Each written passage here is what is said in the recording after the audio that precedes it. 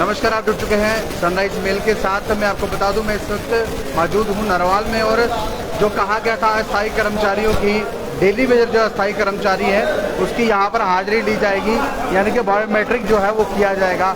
और बायोमेट्रिक होता है कि नहीं होता है, एक डेपुटेशन जो है वो उनसे मिला है। मैं जानने की कोशिश करूँगा। बानू जी क्या कहा, बायोमेट्रिक होगी कि नहीं होगी? सभी लोग आपके साथ आए हैं। देखिए, आज आपने देखो ये 4 डिवीज़न के CD1, CD2 और नॉर्थ के लोग हैं। कम से कम भाई कोई 200 बंदा आया, आपने सारा देखा है आज। लेकिन जहाँ तक जो बायोमेट्रिक और अटेंडेंस का इस सवाल था, जहाँ तक अभी एसपी साहब ने हमें पूरा श्योरिटी दी है कि जो डाटा कलेक्ट हो रहा है जो सिर्फ 1 टाइम में लगेगा और जैसे पहले बायोमेट्रिक लगती थी हमारे वर्कर्स की सेम वैसे ही लगेगी जैसे है।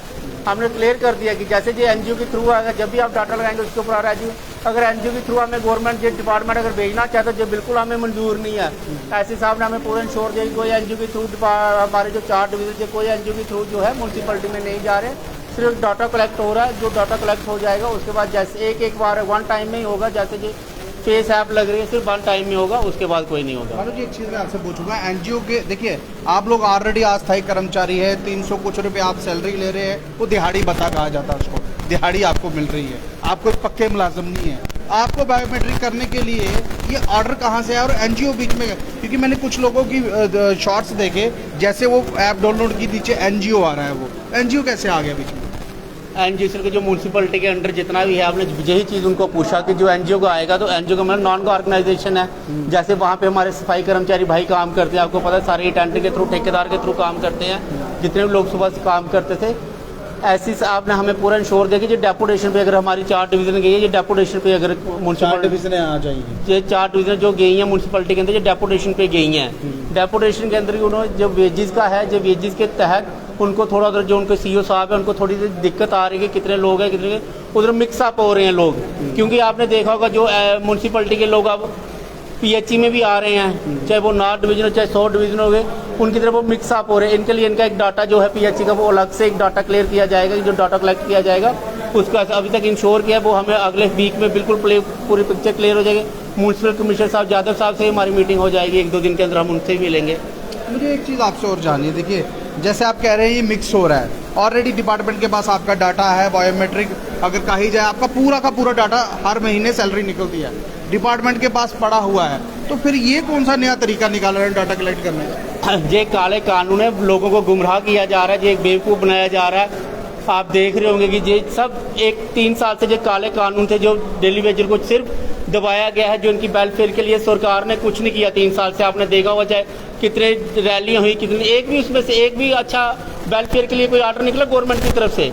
3 साल के अंदर आपने देखा सिर्फ काले कानून जो है वही इंप्लीमेंट हुए, चाहे वो बायोमेट्रिक की मशीनें लगाई गई 3 साल के अंदर, चाहे वो उसके बाद ये एनजीओ वाला नया आ गया प्रोग्राम कि ऐप 1 टाइम डाटा कलेक्ट किया जाएगा। जी हमने सीधे एससी साहब को आज हमने अपना पूरा का पूरा नोटिस मेमोरेंडम दे दिया है और हमने उसके पूरा नोटिस दिया है। अगर हफ्ते के अंदर 10 दिन के अंदर जब मसला बिल्कुल सॉर्ट आउट नहीं किया गया, RGN के PHA trend and CP worker land owner association है बहुत बड़ा कदम उठाने को तैयार है, जो आपको 20 तारीख से पहले पता चल जाएगा। दीपक जी आप भी साथ थे, आप भी लगातार लोगों से बात कर रहे थे। मुझे ये बताइए, ये लगातार ऐसी चीज़ें जब बाहर आती है तो आपको भी बाहर आना पड़ता है, क्योंकि जो छोटा मुलाजिम है वो आपके साथ जुड़ा हुआ है, आप भी वही हैं अस्थायी कर्मचारी, ऐसा बोलना नहीं चाहिए लेकिन बोल रहा हूँ। सरकार को आपको पक्का करने की बजाय सरकार इस तरह से कानून लाकर आपका टाइम जो है वो किल करती रहती है। देखिए बिल्कुल आपने ठीक बोला, जब हमारे जितने भी मुलाजम हैं इनको ऑफिसर्स की तरफ से कॉल गई जेईस वगैरह की तरफ से कि आपको ये ऐप डाउनलोड करनी है, इसमें डेली हाजिरी लगानी है, सुबह लगानी है, मॉर्निंग में लगानी है,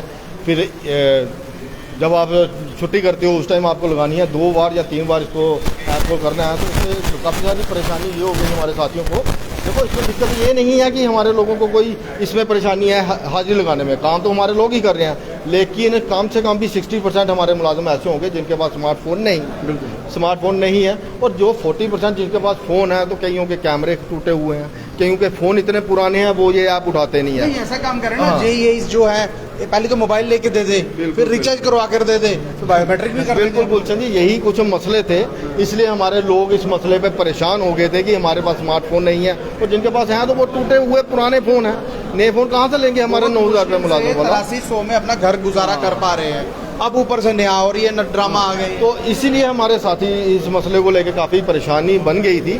तो हमने इनको बोला था कि आप घबराएं नहीं, इस मसले पे हम बात करेंगे, जो भी हमें स्टेप उठाना पड़ेगा, ये चीज़ें हम काले कानून जो है हमारे लोगों पे इम्प्लीमेंट नहीं होने देंगे। इसलिए आज हमारी एसपी साहब से इस मसले पे बात हुई और उन्होंने हमें एश्योर किया है कि ये हाजिरी वाला सिस्टम कुछ नहीं है, ये वन टाइम आपको इसमें अपना वो डाउनलोड करना है, कि आपका डाटा डाउनलोड करना है जो म्यूनसिपलिटी वालों ने हमसे मांगा है, तो ये उन्होंने क्लियर किया है। यानी कि ऐप डाउनलोड करनी है, हाँ, चाहे वो ऐप के 10 रुपए म्यूनसिपल कॉर्पोरेशन को जाए, चाहे सेंट्रल गवर्नमेंट को जाए। देखिए आप अस्थायी कर्मचारी है ना, जब आप एक ऐप डाउनलोड करते हैं तो उसके 10 रुपए जो है उस आदमी को जाते हैं जिसने वो ऐप बनाया होता है, यानी कि इंटरेक्टली पैसे लेने का तरीका ही।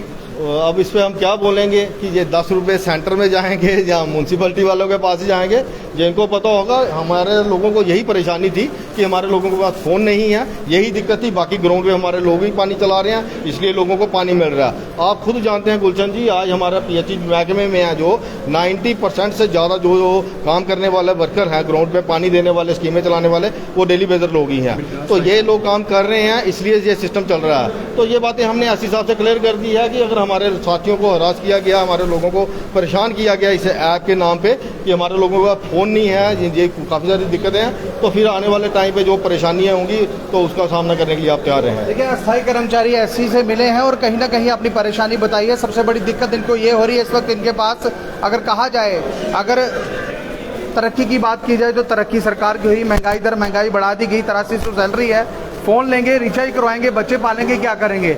अब देखिए ये वो लोग हैं जो मात्र दिहाड़ी दबका जिसको कहा जाए, 310 रुपये दिहाड़ी जो है ये ले रहे हैं। अब 310 में भी रिचार्ज करवाकर इस तरह की बायोमेट्रिक करेंगे।